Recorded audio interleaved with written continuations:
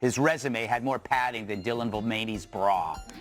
This guy going, do you know Nick Shirley's got a small penis? And this old guy's going, I've been on this earth 80 years. No one's asked me that question. Leave me alone. What's up, everybody? Welcome back to Fox Breakdown. Tonight's Gutfeld. Covered a lot of ground, from a genuinely heavy academic fraud story, to a bizarre political staffer meltdown, to a primary upset shaking up the Democratic Party, to a tourist who learned Venice takes its dress code very seriously. Let's break it all down. Discovered hiding $3,200 in her vagina. In her defense, that's the last place anyone would ever look. So last weekend, thousands flocked to London's Trafalgar Square to mourn the death of a professor. Jason Arden was hailed as the youngest black professor in Cambridge history, highly respected scholar with impressive credentials. Until we found out his resume had more padding than Dylan Mulvaney's bra. He plagiarized tons of academic work, fudged his resume like crazy, even 30 marathons in 30 days, some with a broken leg. He raised a non-existent $5 million for charity, lied about having 2 brain tumors, spending months in a coma, and claimed he couldn't read or write until he was 18. He even claimed he survived testicular cancer despite having the balls to present these fantasies as truth. First up, the story that anchored tonight's monologue. A Cambridge professor who'd been hailed as one of the youngest black professors in the university's history came under fire after it emerged that major parts of his resume and public claims were reportedly fabricated, from academic credentials to personal health claims. After the truth came out, he resigned, and shortly after, he died by suicide. It's a heavy story, and the panel spent real time on it, not making light of the death itself, but digging into a bigger question. How institutions sometimes protect a reputation instead of asking hard questions early, and where the line is between holding someone accountable and enabling a fraud to go unchecked for years. Truth is the best disinfectant available. Being honest is the way to go, and asking the questions the journalist asked don't make them the problem here. The problem was the behavior of the individual who seemed to create a fantasy land of his career. That's the problem. The mental health issues on this are also worrisome because they're using the media as the out here versus the accountability, which is what it should be. Calling someone out for their bad behavior doesn't make journalism the problem. And believe me, I work with reporters all the time. I've seen reporters cross the line. I've seen reporters ask inappropriate questions. I've seen reporters act inappropriately. This is not that instance. And to not be able to call out the honest moment here is really the larger issue. And how am I ever the one to defend the media in this instance? But I am. You shouldn't even have to defend him because they coddled him for years. This was an open secret. It didn't happen until he was outed by another professor who actually analyzed like 10 of the papers that he loved, and it found like he had almost nothing to do with them. So, Joe, this is a perfect topic for you because I often try to rid you of your delusions of talent. And in many ways, you should be grateful that I often say you'll amount to nothing. Because when you do achieve a little something, you must feel pretty good.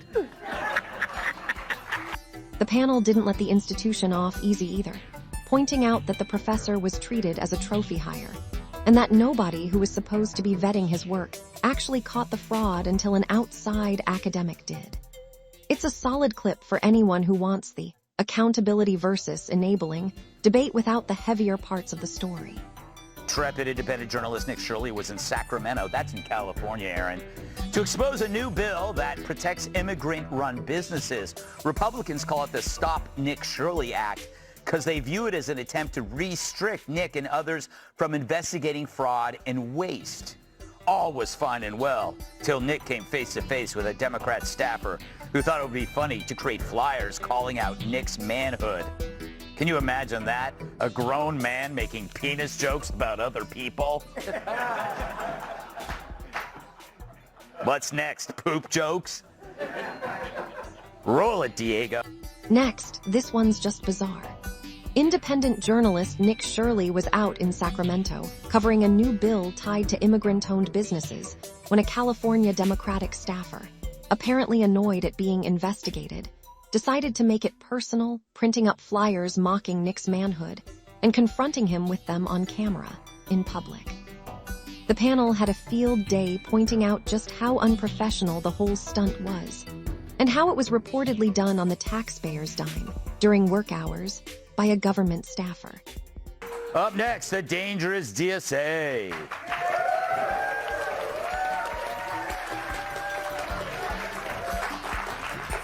The DSA seals Vindman's fate by winning the Sunshine State. State Rep and DSA member Angie Nixon, she's on the left. Won Florida's Dem Senate primary, beating Trump impeachment hack Alex Vindman, who, may I note, isn't remotely Floridian, just a D.C. swamp creature.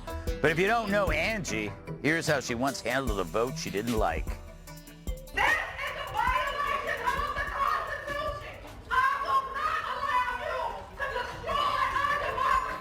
Third, some real political news. In Florida, DSA-backed candidate Angie Nixon just beat out Alex Vindman. Yes, the guy who testified in Trump's first impeachment, in the state's Democratic Senate primary. The panel used the result to dig into where the Democratic Party actually stands right now, arguing the real fight isn't between the left and the center anymore. It's between the left and an even further left wing of the party.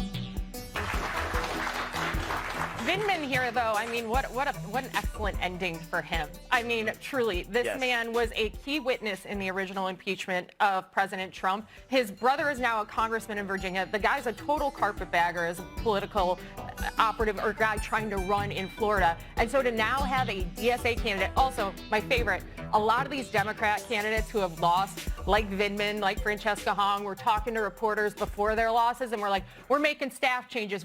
They're like measuring the drapes before the election's over. He was going to have a big fundraiser out in the Hamptons this weekend, some enclave, going to raise all this money. Well, good news, you've got a wide open weekend because you just lost to the craziest lady in America.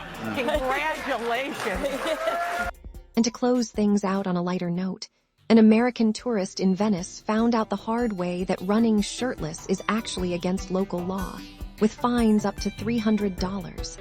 He ended up buying a shirt on the spot after some very unimpressed looks from locals. The panel had a blast with this one, and it's a great note to end the video on. Venice law finds shirtless joggers. Joe, I gotta go to you first because you're built like a brick house.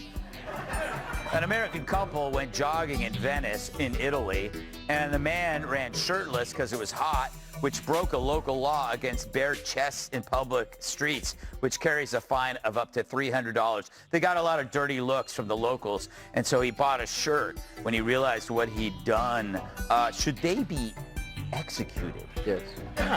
No, and this was refreshing because this was the best story of a tourist breaking a cultural tradition that I can remember in recent memory, but usually I have the opposite problem. People tell me to put a shirt on at places where you're supposed to take your shirt off. They're like, hey, this is a municipal pool. No one came here to see that. You were the shirt-on kid, weren't you, in grade school? Double shirts. Double shirts. And aren't you nauseated when you're in New York and it's a busy street and there's some shirtless dude who probably looks like Jeff Dye running down the street? Oh, look at me, I'm ripped. Shut up. That's not something that really upsets me. I think, though, I mean, honestly, I get, they have a law, you got to wear a shirt, but they should also take a vote. If you're an ugly person, you got to pay the fine. Good-looking person, let them go. Wow, lookism. Wow. Why not? I keep saying we need Gladiators are back. We need a Gandhi for I homely disagree. people. I love to see a really old man with his shirt off. Yep. Yeah, that's true. Nothing I love more than an old man with his shirt off running down the street. Yeah. Yeah, usually he's flagging an I live ambulance. for it. Yeah. I live for it. I think this is great too because everybody always talks about other countries like, oh, in Spain they're fine with nudity. Yeah. It's natural. In Venice, and you're like, nope, turns out you can't. Turns out. All right, you get 10 seconds, I think, Kat. I love old men. There you go. We'll be right back. So that's 4 of the biggest moments from tonight's Gutfeld. A real accountability story, a bizarre political meltdown, a primary result shaking up the Democrats, and a tourist who learned a hard lesson about local dress codes. Which one got the biggest reaction from you? Drop it in the comments, hit like, and subscribe to Fox Breakdown for more.